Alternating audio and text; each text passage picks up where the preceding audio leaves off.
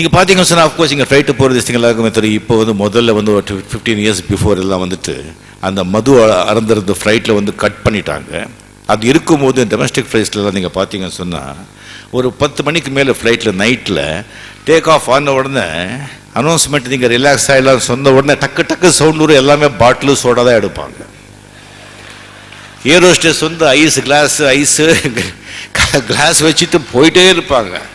அதே ஃபாரினில் பார்த்தீங்கன்னா டக்க டக்கான சத்தம் ஒரு புத்தகங்கள் எடுப்பாங்க, படிக்கிறதுக்கு புத்தகங்கள் எடுப்பாங்க, சிந்திக்கிறதுக்கு புத்தகங்கள். எப்படின்னு சொன்னால் இப்போ விஷுவலைஸாக நீங்கள் பார்த்தீங்கன்னு சொன்னால் அவன் டைரக்டர் வந்து ஒரு பிக்சரை காமிக்கிறாங்கன்னா அந்த டைரக்டர் அந்த விஷுவலில் என்ன சொல்லியிருக்காரோ அவர் வந்து எப்படி விஷுவலைஸ் பண்ணியிருக்காரோ அதுதான் நீங்கள் பார்க்க முடியும்.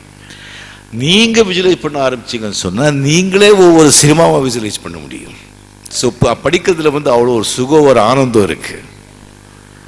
அண்ட் அவ்வளோ எவ்வளோ விஷயங்கள் இருக்குது. அது வந்து நான் எப்படி சொல்கிறது, இப்போ ஆண்டவன் இருக்கா ஆண்டவன் இல்லை அப்படிங்கிறது யுகமாக பேசிட்டு இருக்காங்க, வந்துட்டு இருக்காங்க.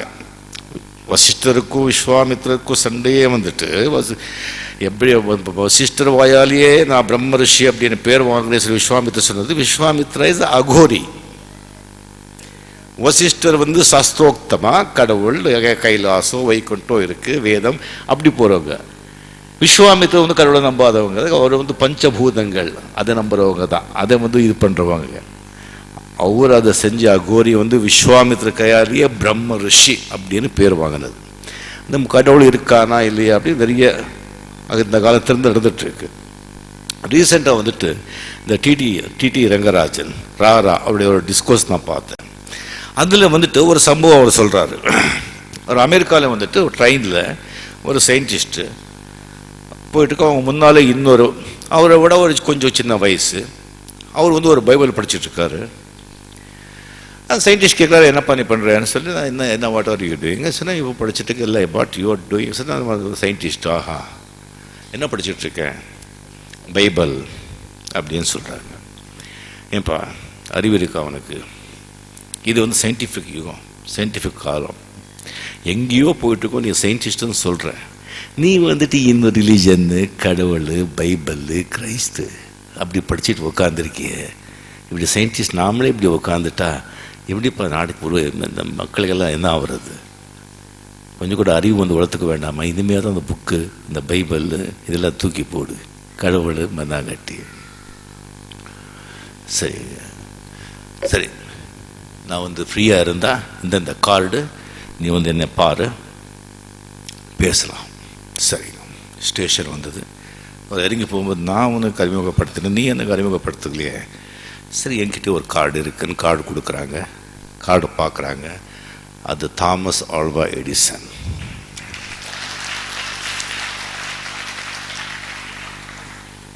அந்த சயின்டிஸ்ட் இருந்துச்சுட்டு, சார் மன்னிக்கணும், நீங்கள் எனக்கு ஒரு அப்பாயின்மெண்ட் கொடுங்க, நான் வர்ற பார்க்கணும், வாங்க இந்த டைமுக்குன்னு சொல்கிறாங்க.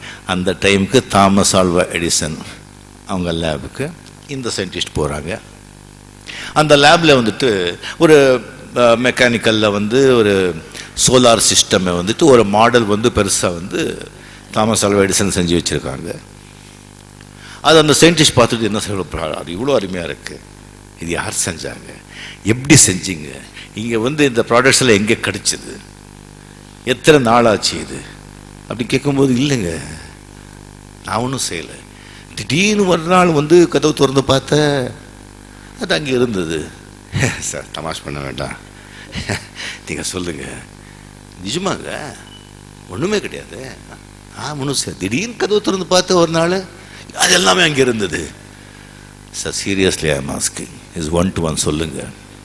எப்பா நீங்கள் சயின்டிஸ்ட்டுங்க, திடீர்னு ஒரு நாள் காஸ்மஸ் உருவாச்சுன்னு சொல்கிறீங்க, திடீர்னு காஸ்மஸ் உருவாகும் போது இது உருவாகக்கூடாதா?